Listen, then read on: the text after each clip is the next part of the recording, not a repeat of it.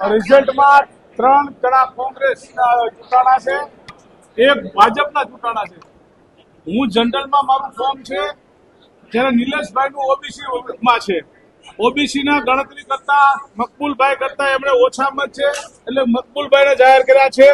ત્યાર પછી જનરલ મેં છેલ્લે સીટ આવી. જનરલ સીટમાં મારા કરતા એને 2-5-10 મત વધારે છે, એટલે એ ઉમેદવાર જાહેર થાય છે. હું પણ એને ઉમેદવાર તરીકે જીતેલો જાહેર. ભાજપના વિકાસની જીત છે, ભારતીય જનતા પાર્ટીની જીત છે.